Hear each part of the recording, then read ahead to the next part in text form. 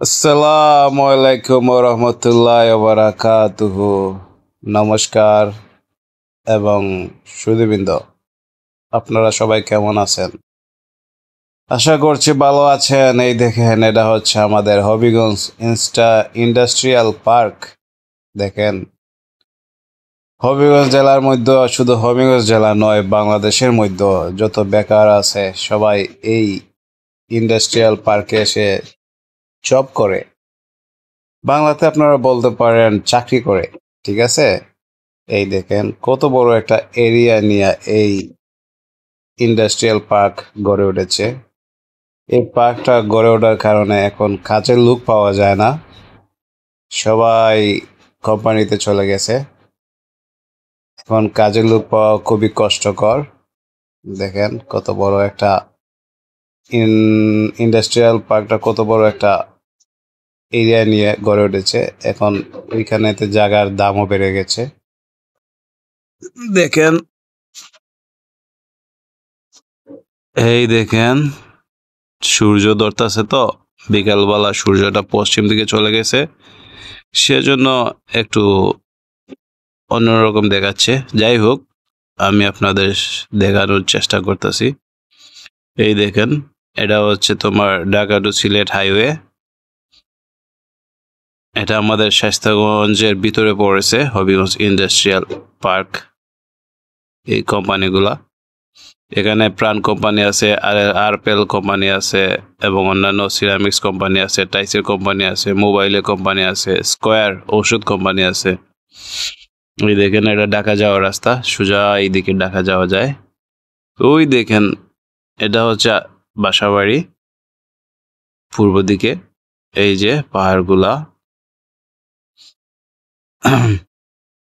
খুব সুন্দর লাগছে ভিউটা কেমন। এবং আমি আপনাদের দেখাচ্ছি, আপনারা লাইক দিবেন, কমেন্ট দিবেন, শেয়ার দিবেন, আপনাদের প্রতি এটা আমার অনুরোধ। এই দেখেন, এইদিকে আবার তোমার এই যে মুসুরটা আছে না, এইদিকে আবার সিলেট যাওয়া যায়। সিলেট, হবিগঞ্জ, সুনামগঞ্জ, জাপলং, শায়েস্তাগঞ্জ, নতুন ব্রিজ। এই দেখেন,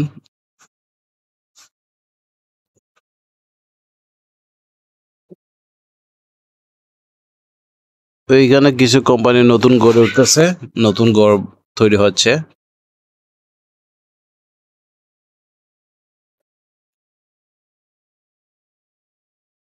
প্রিমিয়ার সিমেন্ট, গাড়িগুলো একটা বাদে একটা চলেই আসছে। ব্যস্ততম রাস্তা, হাইওয়ে রাস্তা, প্রতি মিনিটের মধ্যে 2-3টা গাড়ি আসছে যাচ্ছে। এই হচ্ছে কোম্পানির বাউন্ডারির ভিতরে, কোম্পানির বাউন্ডারির ভিতরেই দেখেন। এই দেখেন, একটা পুকুর আছে। এই যে ঘরগুলা, এইগুলা কোম্পানি বাউন্ডারির ভিতরে।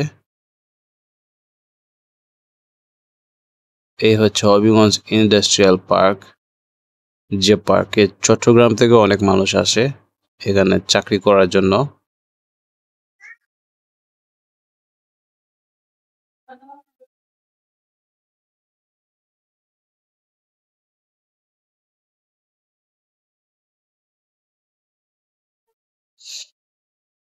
দেখেন গাড়িগুলা, সবগুলা গাড়ি তোমার কোম্পানির, ওই যে তোমার বক্সিং গাড়ি, ট্রাকগুলা, ওইগুলাতে মাল পণ্য পাঠানো হয়।